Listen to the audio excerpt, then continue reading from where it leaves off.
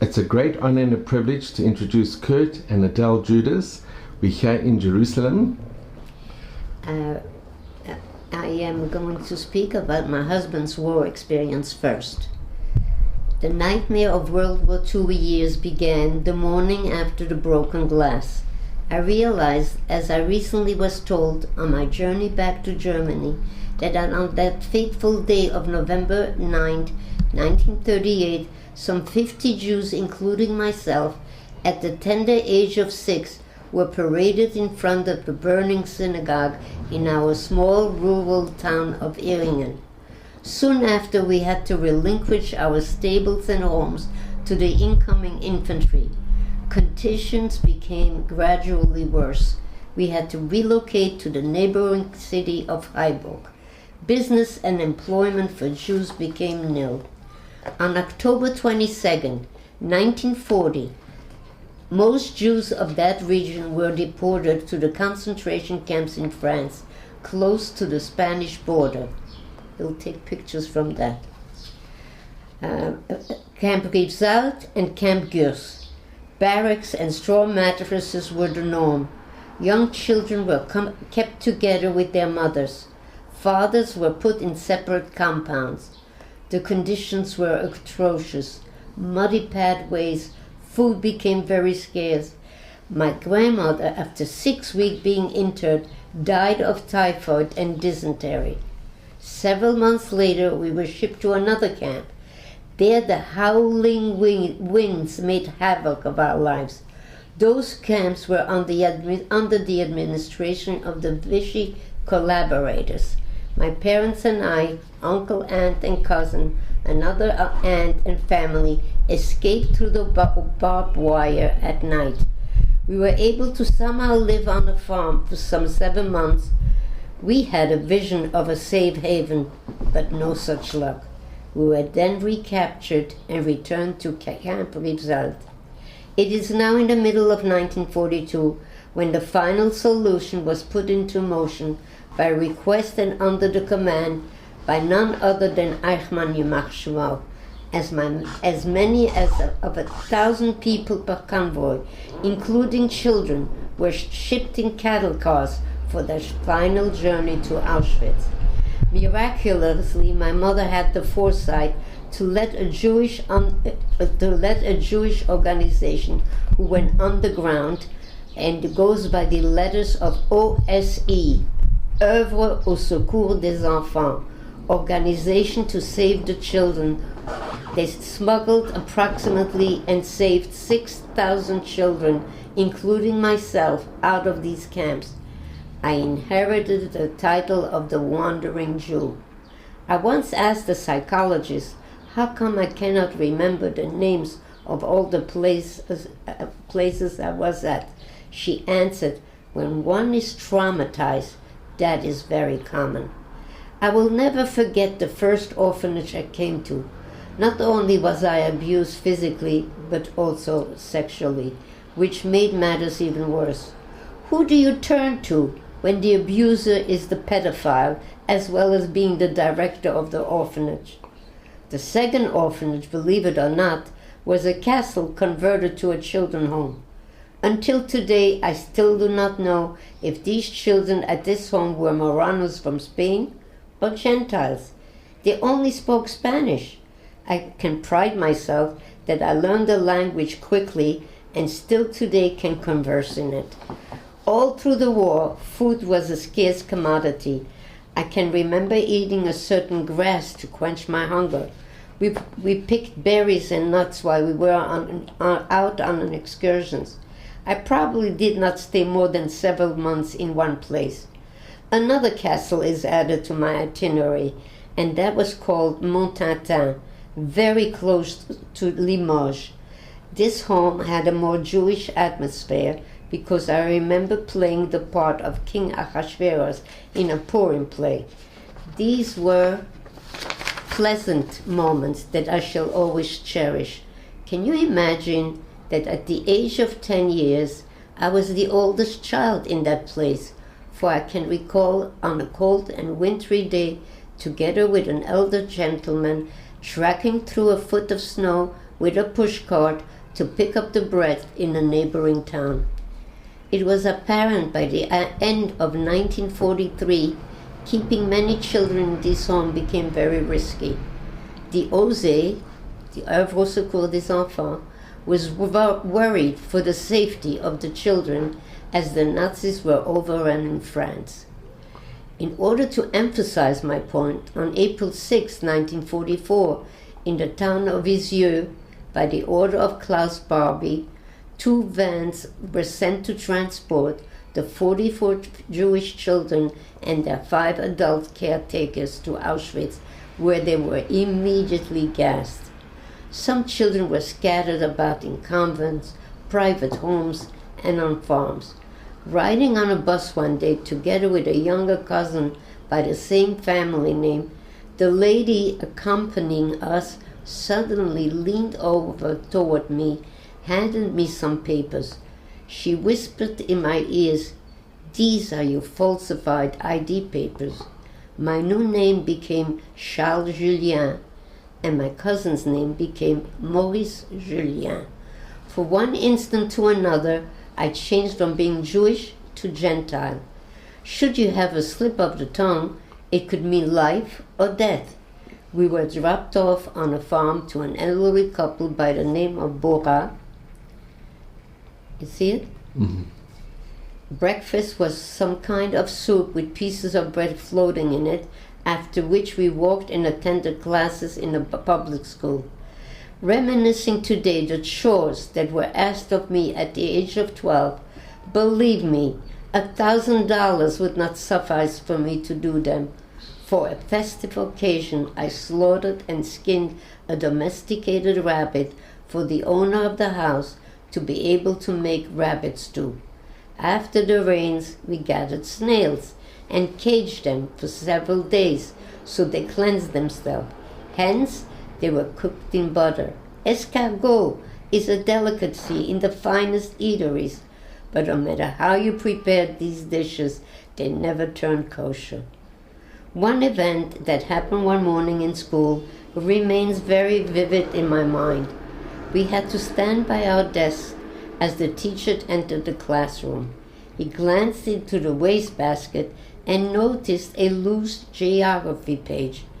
I have no clue who orchestrated this situation, but this page was missing from my geography book. The teacher's reaction was, "I'm going to get this Jew boy." He ordered me to the rear of the class, then told me to put my hands behind my back.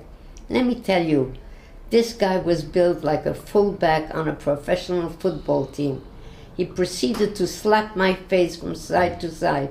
Not once, not twice, but several times. After that episode, I never flunked geography again, for I had all the geography in my head. Bombardments by the Allies could be seen for miles. The smoke and flames rose skyward. The war years and the confinements were slowly coming to an end.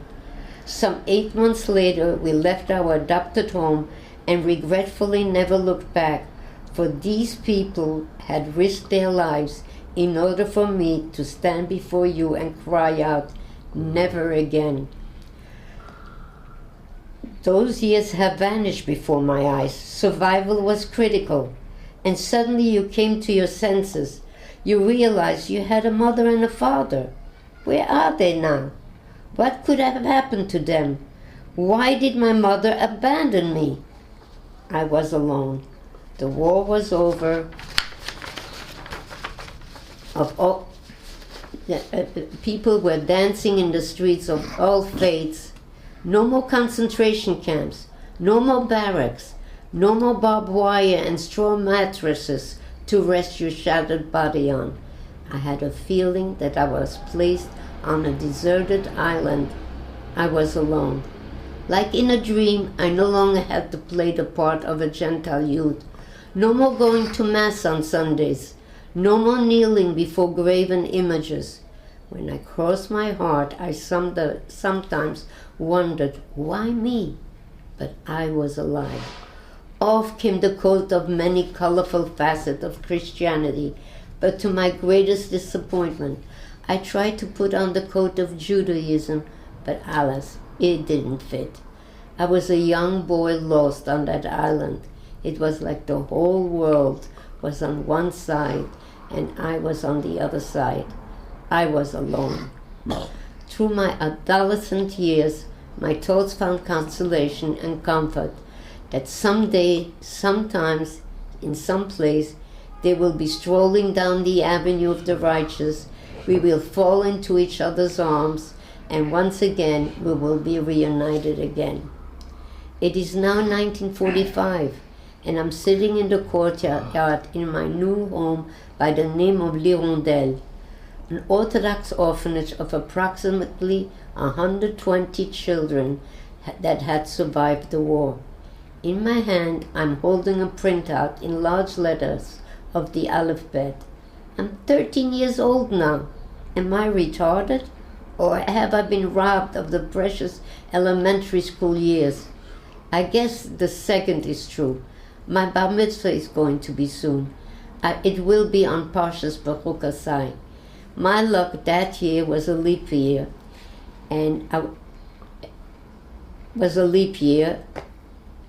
like those of you who are familiar with the Chumash reading know that Sheni in that Sedra is approximately and probably the shortest parsha that consists of 6 lines. I mastered that. Oh yes, there were gifts laid out on the table of the orphanage office. It was a special occasion. It was not a catered affair, and we saved lots of money, for they did not have to mail out invitations. There was no family to invite. It is now 1946, and I'm ready for my calling, and as in the scriptures the Almighty told his people, upon wings of eagle I will carry them and bring them to me. I came to these shores, to America, to live by an aunt, uncle, and cousin. In conclusion, let me leave you with one thought. That package on your back that you carry around, let me tell you, it never gets any lighter. Yes, I am a survivor. How do you like It's that? unbelievable. And now, really I unbelievable. want to tell you what he made out of his life.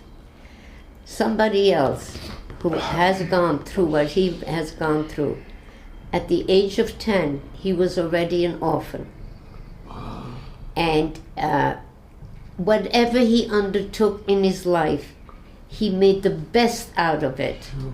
Lived with this aunt. That's very hard. Kurt, thank you so much for letting us hear. He gets too emotional. It's very emotional. And I presented well, I think. Very well. Adele, can I ask, do they know what happened to his parents? We're gassed in Auschwitz. Did they find the... Yeah. Because we have the book of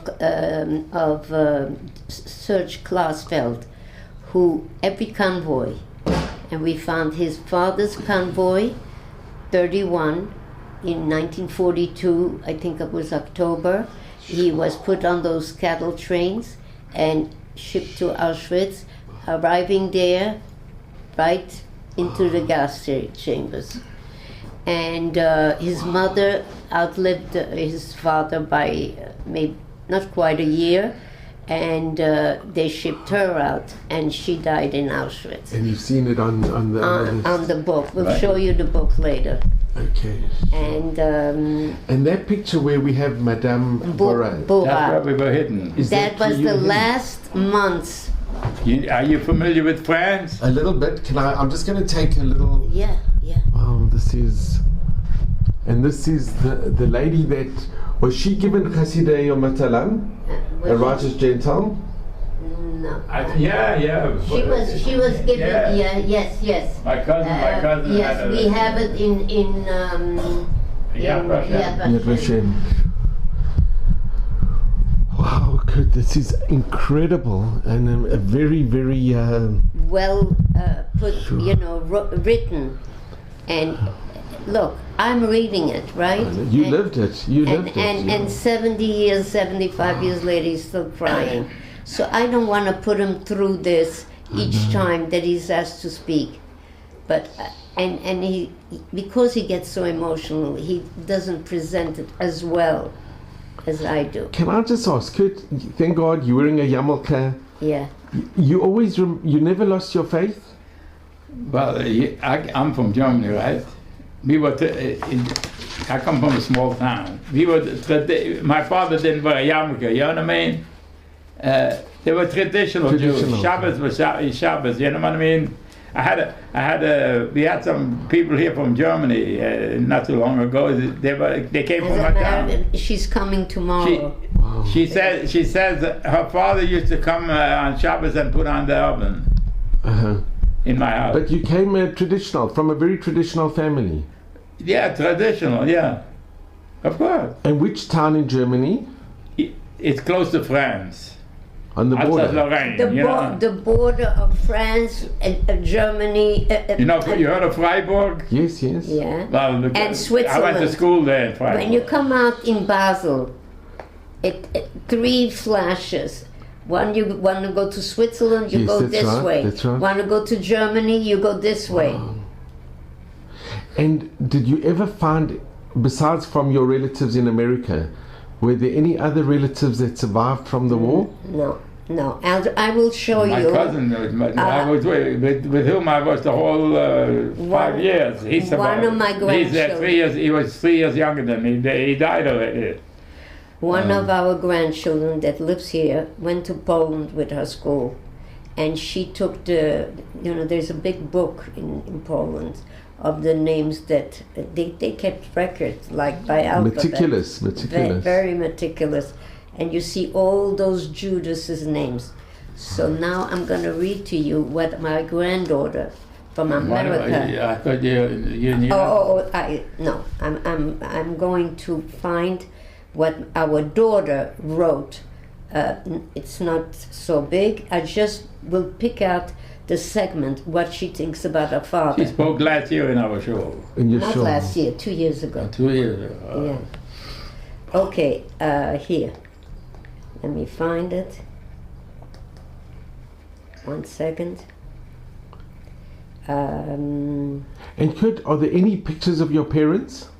Anybody? Pictures that... Right here. Yeah, no, I have a whole book, I'll show you. These are the pictures of your parents? Yeah, come, let him No, let me get you some pictures. Okay. No, not those pictures. These pictures. These are very... How did were these the pictures from... From little pictures that he had a professional who made these. There was a guy in New Jersey who made these for me. And did your family in America, were they... How did they get these pictures? When I came to America, my uncle was a brother to my mother. Wow. And my aunt was a sister to my father. And that's why these pictures survive? Yeah, that's it, I got them. And then when she passed away, this aunt who took him in with another nephew, she found out they survived. She and other uncles, cousins, they made the papers for those 2 boys to come and live with her. And they got... And they came to America in June of '46. Wow. So, anyway, let me just... And they treated you well? Your family? She was an unusual... I lived with my aunt till I got married. Okay, let me show you. But she gave you a laugh. Yeah, I mean, they were wealthy people. I'm a baker. I'm a baker from professional. This is how our daughter started the speech. The pasuk in Parshat Hazinu says, "Zichor yimot olam binu shenot dor vador." The Torah tells us to remember the days of yore and to understand the happenings of the past generations. The Torah specifically uses the word binu, which means we have to understand the lesson that is to be learned from what our past generations have gone through. There are too many Holocaust deniers out there today, and the numbers of survivors are diminishing. My standing here today is to refute those deniers and to say that anti-Semitism, unfortunately, is alive and well, even in our times. My parents, Kurt and Adele Judas, speak about their experience constantly, to remind my generation and all to come that we can never forget, and to not let the world do this again to our people. Am Yisrael Chai. I would like to take this opportunity to say that the preparation of this address was quite emotionally draining, and I still might have a few tears left to shed, so please bear with me. There is a mashal of a king that owned a diamond. One day he noticed that a crack had developed in the diamond, and the king searched far and wide for a jeweler who could fix the crack, but was told would be impossible. Finally, he found someone who took the diamond, and from the crack he etched out the most beautiful flower. This mashal epitomizes my father. That from everything he went through, all the horrible experiences, he was still able and has always been able to find the beauty and positivity in everything. Wow, that is magnificent. This your daughter gave a speech in Beit and then Hanassi. she spoke of what we went through. So and then she speaks about me. So That's a short story. what I want to go into what she thinks about me. So hold on a second. Oh, Kurt, I just want to thank you so much. It's very hard. well, for me, you know, memories they last forever. You know. Yeah. Some of the things that happened to me, I mean, like in that school, I mean, I still have. That is still Can you imagine the geography page? For somebody, the teacher must have told one of the kids, take it out of my page. You know, he wanted to. Don't forget, we got to the school in the middle of a term. And I don't know how good our French was that time, you know, in 1944. It's a good thing it was at the end of the war, because this guy might have reported us to the Nazis, who knows, you know what I mean? So he figured, let me take care of this guy. Did any of the other children come up to you and say they upset what happened? I don't remember, no, I don't remember. I mean, he beat me up pretty good, the teacher. I mean, I was 12 years old then. Those things you don't forget. And Kurt, when you came to America, and you were now a bit older, but you were still a teenager. I was 14 and a half. Could you relate your story to your friends, or did they want to hear? Never. We never spoke about in those days about the Holocaust. You had to keep it inside. Yeah. Did you speak to your aunt? Well, my aunt knew. Did she ask you questions? We lost 17 family members. 17.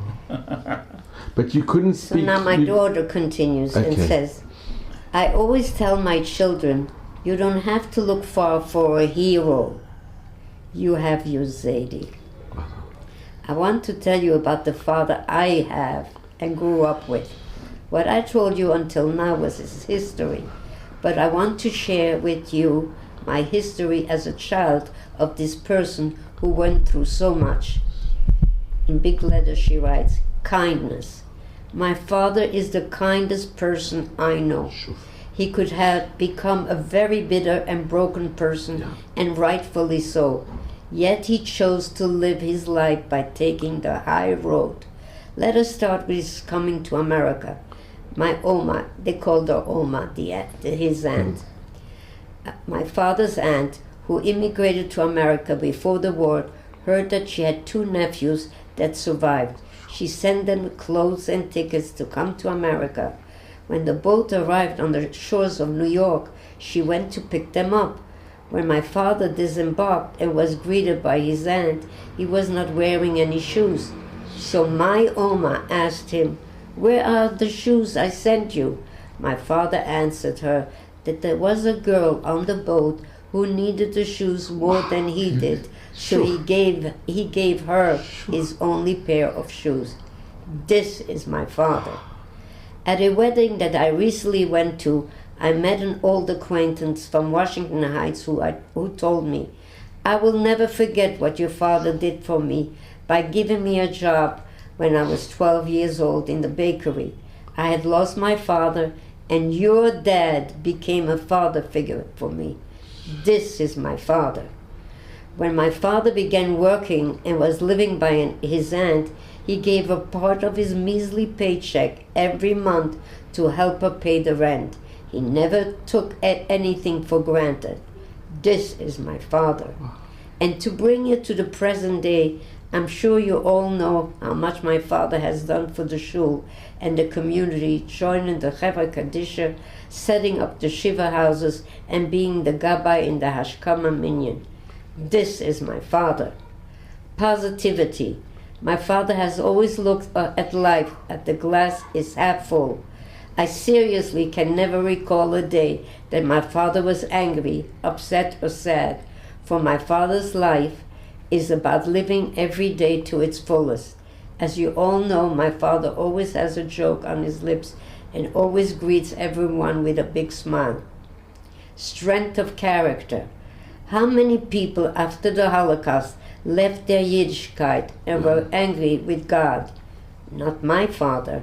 As you already heard, while being hidden in France on the farm, he was horrified that he had to skin the rabbits for their rabbit stew and had to gather snail for escargot. And this is coming from a child who came from a traditional home, not particularly a religious one. My father came to America not knowing the language, went to school and graduated valedictorian of his class. Wow. My father was in the U.S. Army. No excuses or reason to not enlist even after all he had gone through. He always feels that one must do what is meant to do and take responsibility. Baruch Hashem, my parents moved to Eretz Israel. At the time was 10 years. Now it's 12. After working hard, building a family, and finally able to retire at the age of 75, my father tackled learning Gemara and even had made a siyum or two. That's it. That's about the father. I didn't remember all this stuff. This is amazing. You took off your shoes and you gave it to a girl on the boat? Yeah. That is remarkable. My aunt actually sent me the shoes. They were feminine shoes, actually.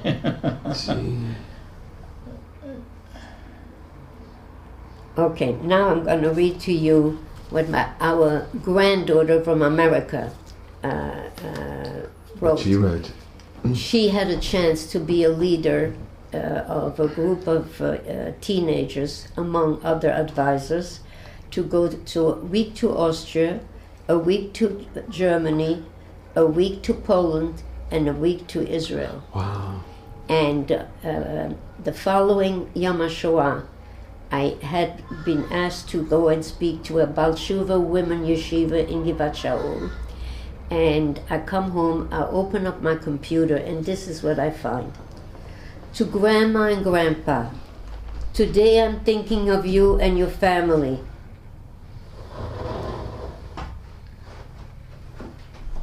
The survivors and the ones who did not survive. Today is the first Yom HaShoah since my trip to Poland. I cannot begin to tell you the emotions I'm feeling today. The sadness, the anger, the hope, the happiness. Every emotion I can think of is filling up my heart.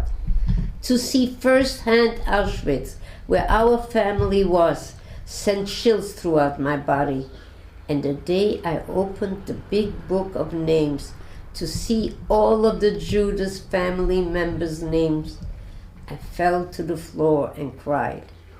The fact that I, a Judas, was able to go back to the place where so many of our family members perished, I was able to finally mourn their souls that were lost too early. But when I stood up from the ground, I stood up to Hitler's, to the Nazi, that we are still here and the Judas name is still alive and thriving. They didn't win. We are the ones screaming victory. We are the ones who are continuing on the Jewish blood 4 generations later.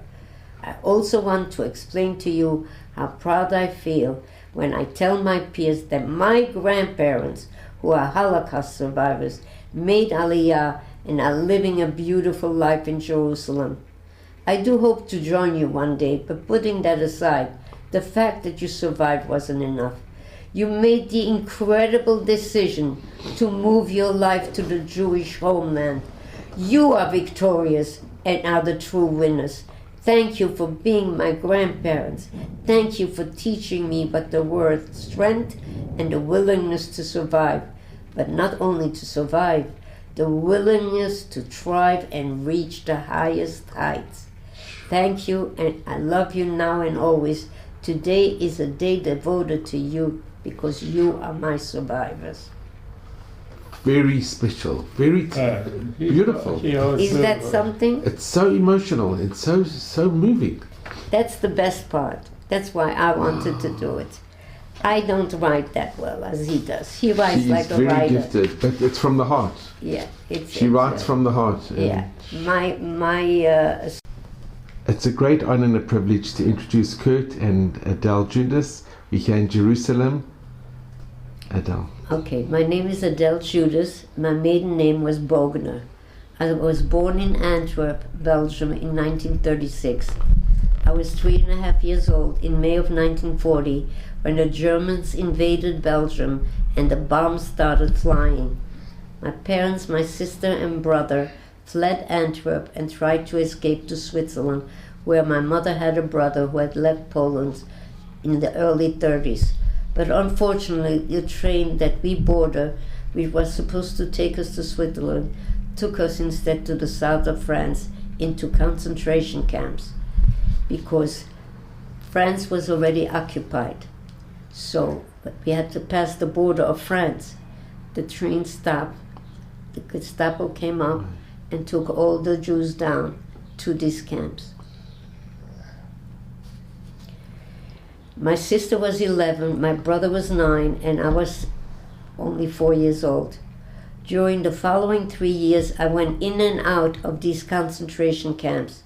At times I was with my mother, and at other times I remember being taken to children's homes. And one in particular that I recall was located in Beaulieu.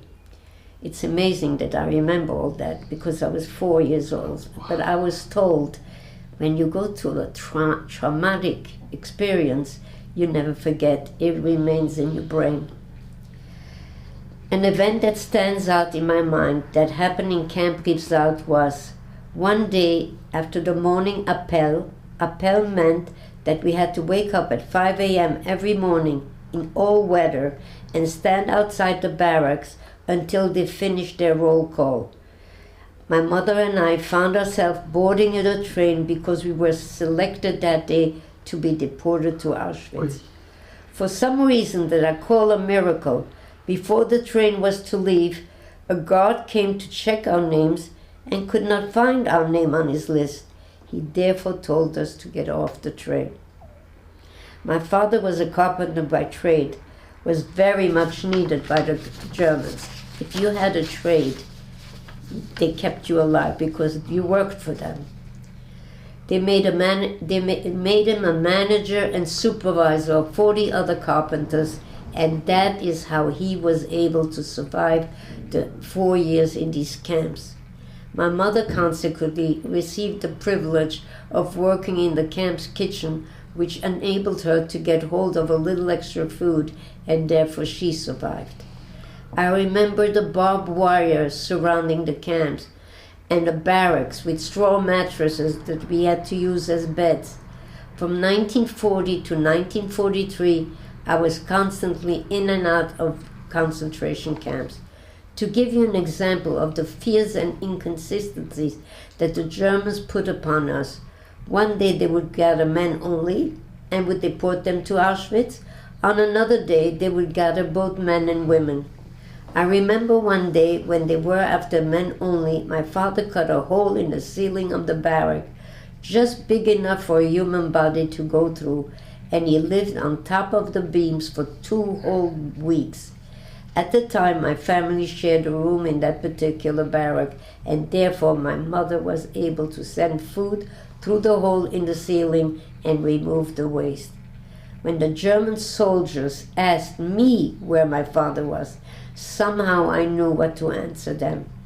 I can only say that you know instinctively what to say and what not to say, even at the young age of 4, when it is a matter of survival. In June of 1943, the OSE, Œuvre au Secours des Enfants, an organization that helped children to escape, helped us, my sister, my brother, and myself, to leave the camps, and we found ourselves on the way to escape to Switzerland. My recollection of that journey remains very vivid in my mind, even though at that time I was only 6 years old. I remember traveling by train for 2 days, and we wound up at the border of France in Annemasse, where we met 15 other children traveling with 1 adult. I recall spending another 2 nights in Annemasse, where we were briefed and coached of what to do, when and how to cross the border, and what to say in case we were being caught. After being duly prepared for our crossing of the border, on the 3rd evening, my sister, brother, and I, and this 1 adult, took a trolley to the outskirts of Annemasse. By following our instructions, we wound up in a forest where we were supposed to meet a guide who would take us to cross the border. I want you to know, his name was Monsieur Langer. And we met him years later at one of the conferences in Washington. He lived to be 104. We waited that night hidden under a tree, lying flat on our stomachs until all the children were able to join us. Don't forget, during the war, you were not allowed to go into groups. So every 15 minutes, another 3 children left. They were older than me. I was the youngest. I remember it was dark. I was scared until we heard the footsteps of the guide who arrived to help us cross the border. Before we could get to Switzerland, we had to avoid many obstacles. We had to cross over rows and rows of rolled barbed wire in total darkness in order to get to an open field.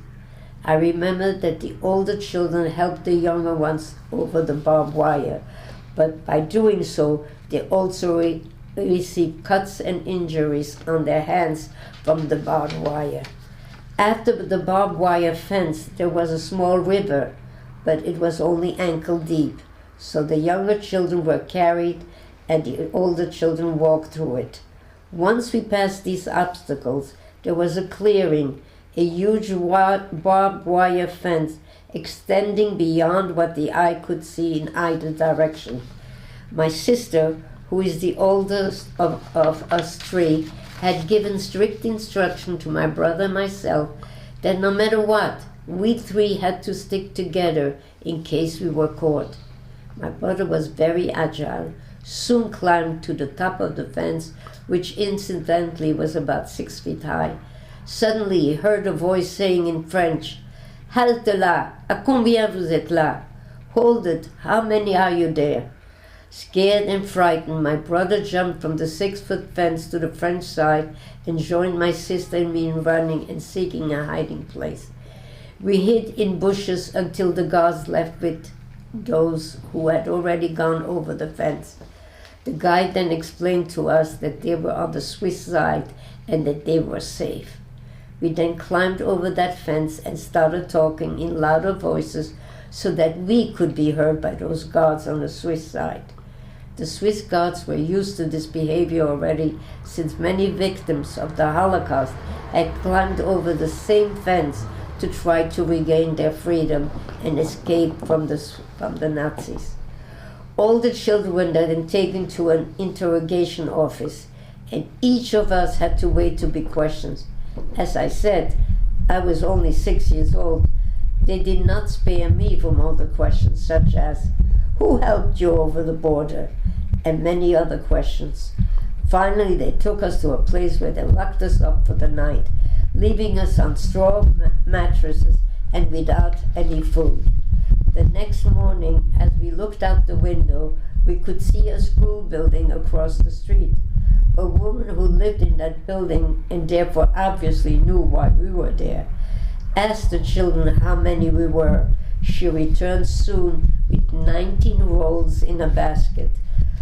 The boys collected and connected their belts. It's almost finished. To one another, and then attached one end to the basket of rolls so that it could be brought up to our window. Since my childhood memories begin with concentration camps, prior to this experience, I didn't remember ever having eaten an entire soft roll. After another day of interrogation by the Swiss, we were then transported and quarantined for 3 months in a detention camp, during which time the Swiss government made sure that we were not bringing in disease, and to ensure that our relatives, in my case, my uncle and aunt in Zurich, would take care of us. Unfortunately, my uncle and aunt could not take care of us when they suddenly and unexpectedly found that we would be their responsibility. Actually, later on when we talked, it was more my aunt that didn't want it. She had 2 children, they were married.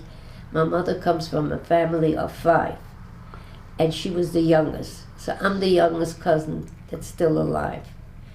And so suddenly she had 3 children, 6, 11, and 13. So, and she had a Jewish maid who loved us. She never got married. She would take care of us in a pinch, not with, but my aunt sent us to a children's home that was opened up specifically for that purpose, for these children who had escaped the Holocaust. It is now 1946. After 3 years in the children's home, my siblings and I boarded a train with 1,500 children who had taken refuge in Switzerland and returned to Brussels, where we were reunited with our parents. I was now 9.5 years old. I had not seen my mother for at least 3 years and did not recognize her. When I saw my sister and brother embrace our parents, I held back at first. I did not recognize or remember them, and I asked my mother, "Are you my mother?" My parents had been liberated from the camps at the end of 1944 and returned to Antwerp, where they saw complete destruction. Nothing was left of their apartment, and those apartments that were not destroyed had been cleaned out completely. My father, as I mentioned earlier, was a carpenter, and therefore he was hired to rebuild the 3 major synagogues that at that time. Today you have 35 synagogues, but Stiebler, Hasidim, but at that time those were the 3 major. So he got a job. We remained, they let us stay in Switzerland, where we were well taken care of, and when they finally had saved up a little money, they made us come back home, and we were reunited in 1946. As I look back on my childhood, I realize how difficult it was to be separated from my parents at the age of 6. It was far more. It was far from a normal upbringing to be a prisoner at the age of 3 and not know what the next day would bring. Will I be alive tomorrow should never be a question that a 3-year-old needed to worry about. Although I, like many of us who went through the Holocaust, cannot remember all the details of my experiences, what I do remember has left a scar of the past in my heart. Memories that should have been of parks, zoos, and birthday parties are replaced by barracks, bed of straws, hunger, and the fear of dying. The young, innocent years of childhood, with all the special attention, encouragement, and love of my parents, were taken away from me. Sure, Adele. That's amazing. Adele, what an amazing life story that you have. What you went through at such a young age. Yeah. But Baruch Hashem, you had your brother and your sister. Yeah. My sister, she was like my mother. I mean, she never left me. And my brother took care of me too. Can I ask, Yeah. did you go visit your aunt in Zurich? Or did Oh, you... yes. Oh, yes. So you we had a did. connection with her? Yes, absolutely. When I was 18, at 9.5, I came back to Antwerp, right? But when you were in the orphanage, when you Yeah, were, yeah. did she come and visit you? No, they sent us, no. What they did was, when you had a birthday, that morning, you stayed out of the dining room till everybody was seated in the dining room. And then they started singing in German a happy birthday song. That you knew it was time for you to go in. Of course, I ran, whoever got a present, to the table where the presents were laid out that the Jewish Zurich committee had bought for the child. And I opened up anxiously what I got, and then I went to my seat and had my breakfast. The director of the home came over to me and said to me, "You forgot to open up one present." I said, "What?" So he showed me there was a letter against the wall on top of the table addressed to Adele Bogner from my uncle, inviting me to come to a weekend to his house. And that was the best present I could have gotten. Wow. And you went? I did. And you went with your brother and sister? No, that was my birthday present. Wow. And but I resent my uncle, my brother, who is 5.5 years older, when he became bar mitzvah, he was in this home. They took him to St. Gallen, which is like 45 minutes by train. And he was bar mitzvah all by himself. And I never was... You weren't at his bar mitzvah? It wasn't On the schedule. on the schedule. And Adele, can I ask, when you were in the orphanage, Yeah. did you have any notification from your parents? Did you know if they were... In 1944, the end of 1944, from between the Jewish organization and the Red Cross, we got a notification that our parents survived and they went back to Antwerp. You must have been very, very... there's no words. You cannot imagine. There's no words to know that you have parents. That's right. That's right. And you know what? When we arrived in June of 46, we were reunited. And we came to the table, and my mother had made, she was a fabulous cook and baker. And my father's sitting at the head of the table. The apartment, like I said, was like for a pauper. I thought I was the richest girl in the world. And I finally, after all these years of wandering, we were reunited by miracle. Everybody from our family survived, which was very few of my friends had both parents that survived. So I was lucky in that respect. But what we were not lucky was in Parnassa. And we struggled, To make a living. to make a living. So when I finished 10th grade, which was a high school specializing to become a executive secretary, I had 2 more years to go. I learned 4 languages, and stenography and typing, and for 2 years. So I was 16 when my father sat me down and said, "Adele, you have to help me pay the rent." Now, in Europe, you get paid once a month. Every 30th or the 31st of the month, they give you your money. I gave the whole thing to my father. He paid the rent and the utilities, and then he would ask me, "What do you need this month? Do you need anything special?" And of course, I was a young lady at this point, and we were so respectful towards our parents. and the love that they showed us. I say we were the richest people in the world. And my father, sitting that day at the head of the table, he said, I'm a multi-millionaire. And we looked at him like he lost it, because we saw the poor home. He says, look, 1 million, 2 million, 3 million. These are things you can never forget. Can I ask, is it because they had no money that you didn't see them straight after the war? Because the war ended in 45. That's right. Because my father was, they put up the Jewish committee in Antwerp, worked to rent hotels out for people like my parents who survived without a penny. And you were given 6 months to put yourself on your feet. And when they found out that my father was a carpenter, they put him to work, and he started to get paid.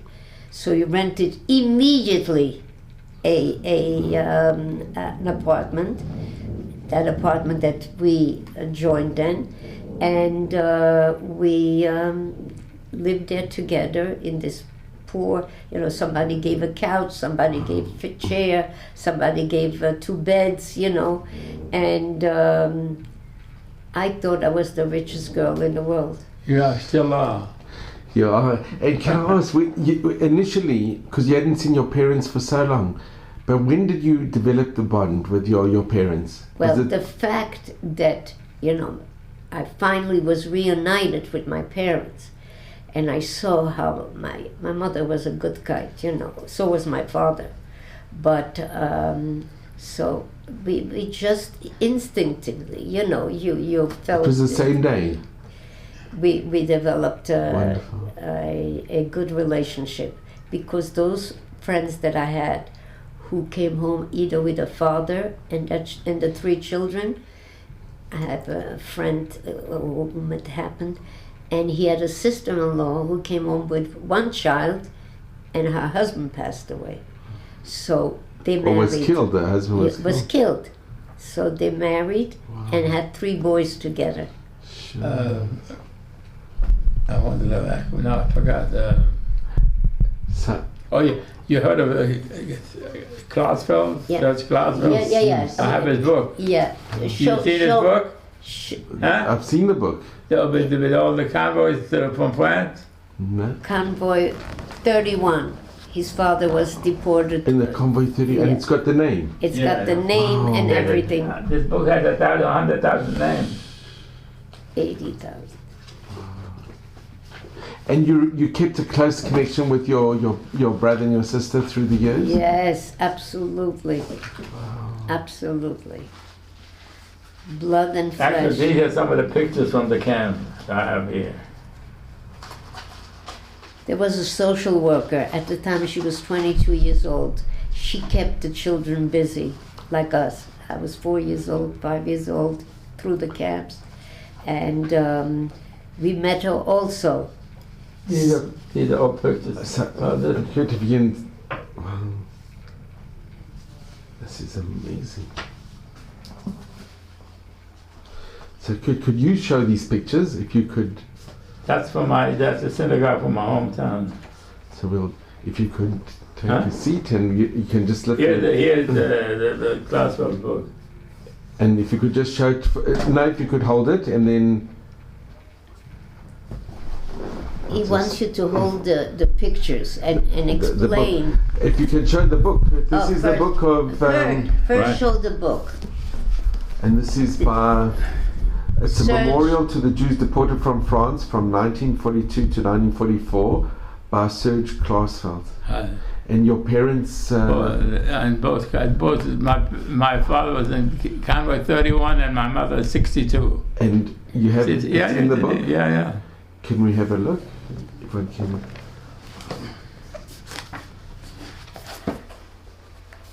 Convoy 31. Your father.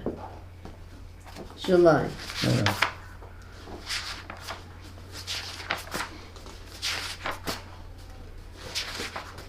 You have to look through Judas here. Here, I'm here. It's underlined. You want me to... And you have it underlined. Wow, this is inside the book. It must have been very difficult for you to see this. No, he was Yeah. happy because he never knew anything. Wow. And this book, opened up a lot of the history of his parents.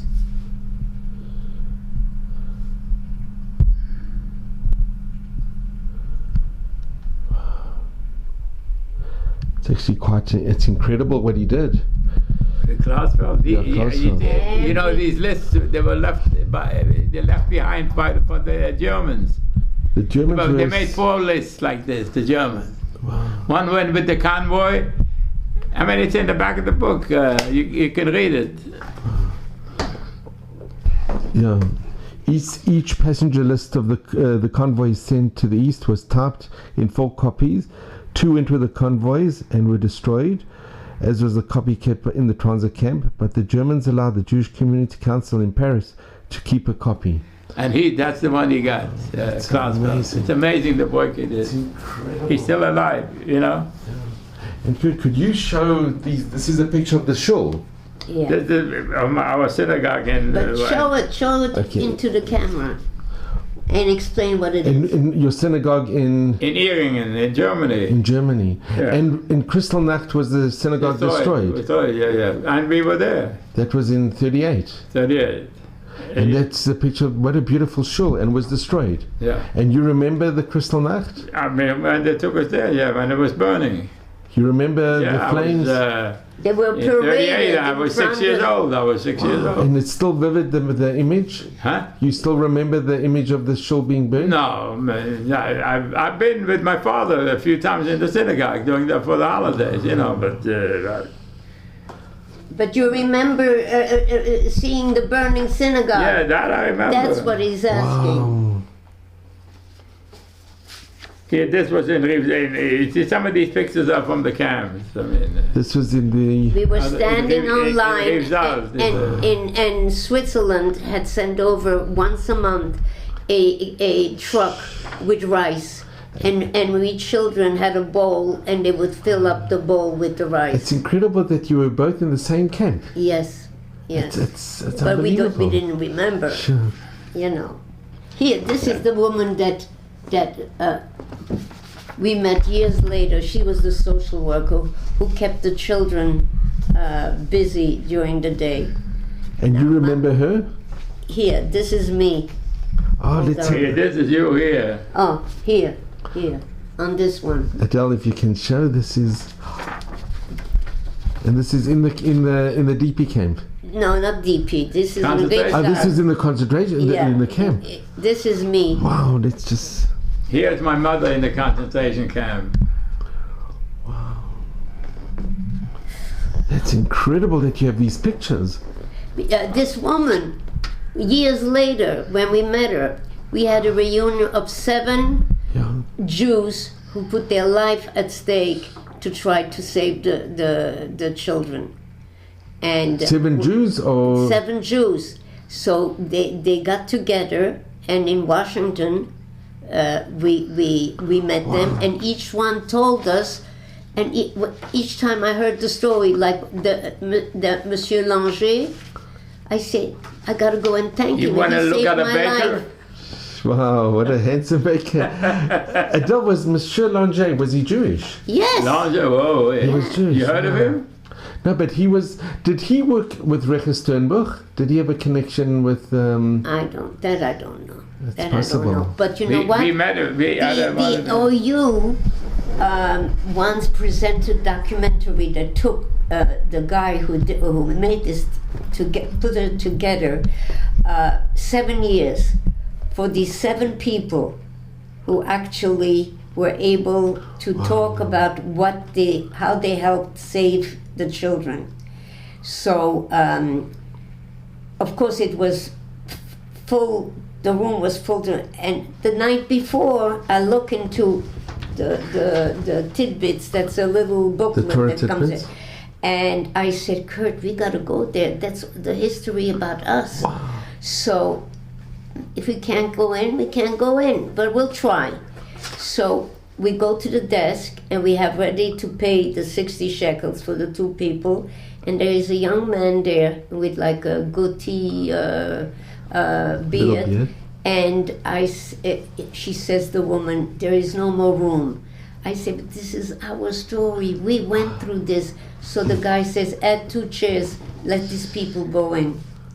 Wow. After it was finished, and if you have any questions, they brought a mic along, and first a woman asked, is there anybody here who went through with these people through the war? And there were 4 people that got up. 2, my husband and I, a friend of mine who lives on Bartanura, and another person that I didn't know.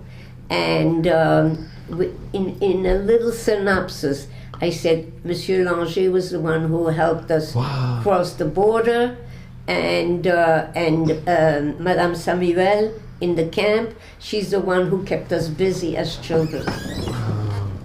It's amazing. Yeah. The director of that home that I was in, where I was bar mitzvah, they came here, they lived here in Israel. In 1974, and we always went they to visit moved her. from France. They survived the camps. And they moved. And they came and they lived in the German colony on Emek Raphaim. Wow. So when we took our first trip in 1969 to Israel, we looked them up in the telephone book and found their address, and we met them. She showed us a book like this. They were social workers. All the children they ever had contact, and they found his picture, his graduation picture from school. He had sent her. Wow. You got yourself a very good man here. Sure. It must have been very emotional when you met them. Oh yeah, we went there often. He got injured in one of the wars. The year after they came here. They came here in '74. He found himself at the bus station, and somebody threw a bomb, and he lost a leg. But they were able to, he was able to survive with a false leg, and he wore long pants, so you didn't know. She outlived him quite a few years. She outlived him by... She was 94 when she died. It was about 4 years ago. Wow. No. What? 94? We are 2020. She was 94. Yeah. And she died. Yes. 4 years ago, about that she died. Mr. Samuel. No. Okay. Can I ask you both? I mean, what you both have gone through. Yeah. What message would you give to the youngsters, to your grandchildren, to the future generation? Well, what's happening today, it hurts me so deeply, because I always thought we went through hell. We lost our childhood, and now I will never see this again in my life. Unfortunately, I mean, I'm on in age. We already, lived our life, good or bad, but I'm worried about the children, the grandchildren, and the future generations. What will happen? Will they be able to that? What I'm proud of, that we have a state, we have a country, we have an army, and it will never happen again that we're going to be taken to be slaughtered like the Jews who had nothing to survive. That's my opinion. And it's amazing that both you and your husband kept your faith, your emunah, and That's it. did a lot of your friends or the people, family, or they let go the religion? He was always the only one. When we met once a month in Boca when we were retired, and the first 3 years we talked. You know him?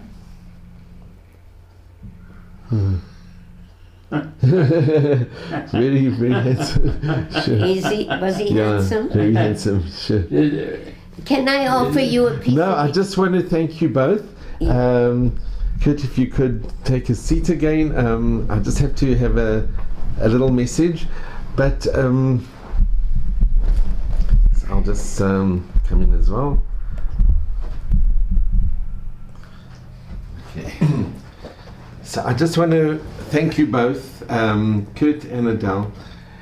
You know, you both are miracles. You really are. And what you survived and not your ordeal, but your life story, it is something, it's so important that we relate this to future generations. That's why I do what I do. And I cannot thank you both enough. And Kurt, I know it was very difficult reliving your story when Adele read it so like I said before, we are some of the younger ones of the survivors, and after us, it's going to be only history. It'll be in the books, and who knows? Maybe by that time, the ones who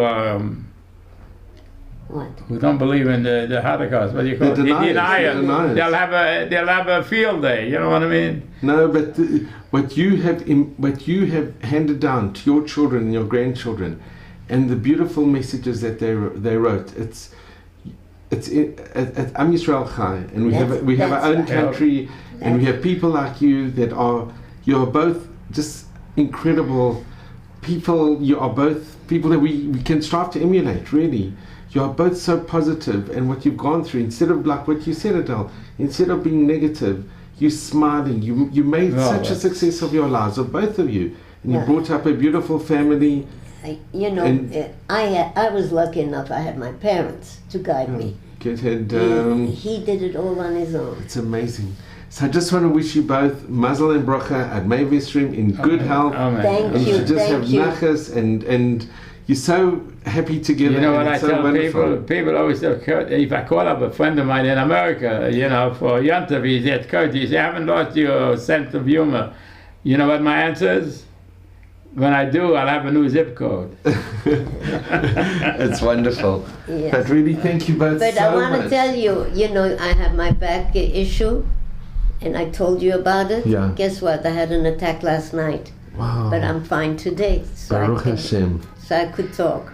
It's wonderful, and I so appreciate it. You're very And it's been the greatest honor and privilege, really. Yes. So you're going to keep these... I'll show it to you, and I just want to wish you a Chodesh Tov and a Purim Sameach, and you should just have mazel and bracha from your dear family in good health and mazel and bracha. Thank you very much. Thank you both very much. Thank you.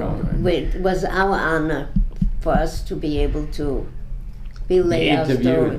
Yeah. Well, it was beautiful. It was so moving and so special. 10 May 19, it must have been 1947. 1947.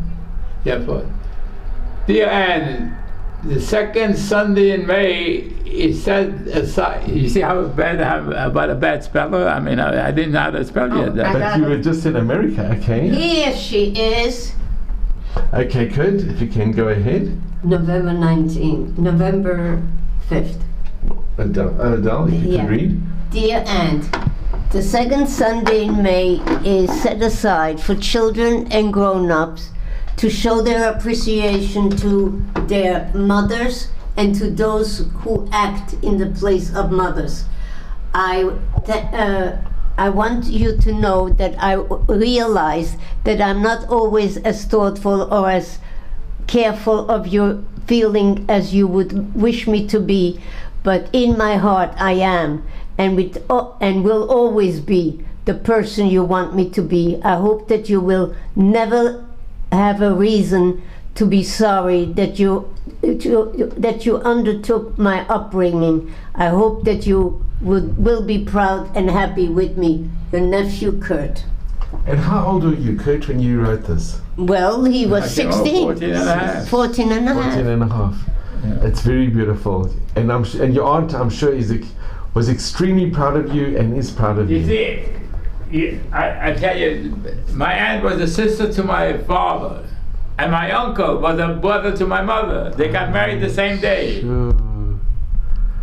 Not at the same time, though. Well, Adele and Kurt, thank you so much. You're very welcome. This is the picture of Camp Gurs, where we were first sent for a short while, and then we were sent to Camp Rivzalt, where I stayed 3 years, and my parents the entire war. This is the woman, Madame Bois, where my husband and his cousin were hidden and helped her with the farm. And you were here in Camp? Gurs. In Camp Rivzalt. Here. This is how you spell it. And have you ever gone back? Me, no. You wouldn't want to go back? I want to We go. went to Gurs. We went to Gurs. We went to But Gurs. not to... There's a cemetery there. His grandmother was buried in Gurs. And when did you go back to Gurst? 2008. And was it very difficult to go back? Well, he said Kaddish finally. For You said Kaddish. Oh. He says Kaddish for 6 people of his family who perished. That's the special person he is.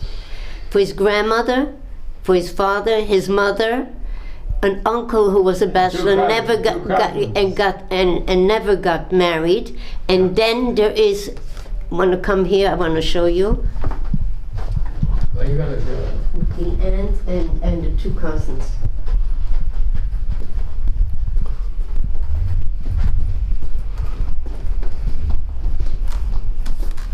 They both passed away already. This was his mother took these 2 nephews in. Oh, took those 2 nephews in. Right. This is when they look how handsome my husband was. Sure. And here is this aunt who was at Tzaddik. Oh, this was the aunt in America. In America, who took them in. Sure.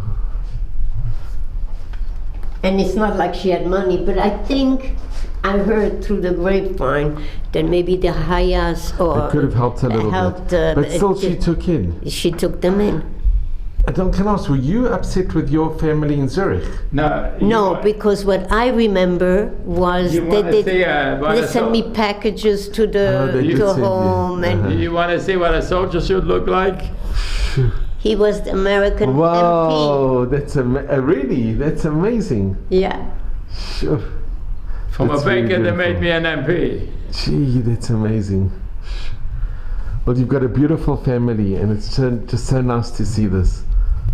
Thank God, thank God. This is our nachas And can I ask, this is a picture of France. There were 20 camps. People don't even know the history. Oh, yeah. in memory of our parents. Well, my parents shouldn't be on there because they didn't. But he made a mistake. Okay. But these were the camps in. Yeah. And here is Rivzalt. And on the other side. And Gurs is over here. So it's right at the border. Yeah. Yeah, the border. Spanish border. Then you were shipped from Rivzalt, if you were to go to Auschwitz, from Rivzalt to Drancy. From Drancy, one way to Auschwitz.